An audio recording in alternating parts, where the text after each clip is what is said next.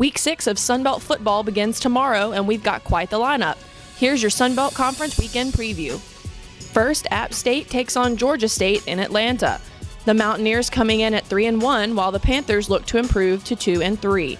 The App State offense comes in on the heels of Marcus Cox, who's averaging 103 yards per game. The Panthers attack through the air with quarterback Nick Arbuckle.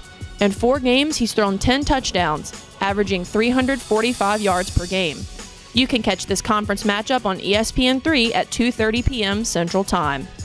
The Bobcats will be heading down to South Louisiana on Saturday to take on the Ragin' Cajuns at 6 p.m. Coming off a bye week, Texas State will be looking for its second win of the season.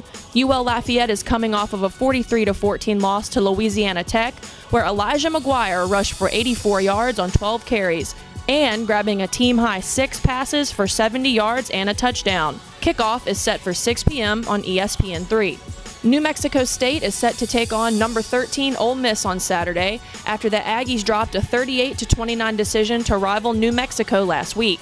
Sophomore Larry Rose III had a career-high 260-yard rushing and a career-high 3 touchdowns against the Lobos. These yards rank 3rd in school history for a single game, and this was also the first time a New Mexico State player rushed for 3 touchdowns since 2011.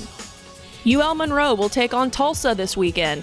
Last Saturday against Georgia Southern, the Warhawks scored 21 consecutive points from the second quarter till the early 4th. This trip to Tulsa will also be a stop on memory lane for head coach Todd Berry as he returns to his alma mater. He was quarterback for Tulsa from 1979 to 1981. And Troy will travel to Mississippi State this weekend for a 3 p.m. contest. Last weekend in the Battle of the Belt, Teddy Rubin had 163 all-purpose yards, going over 150 yards for the second consecutive home game.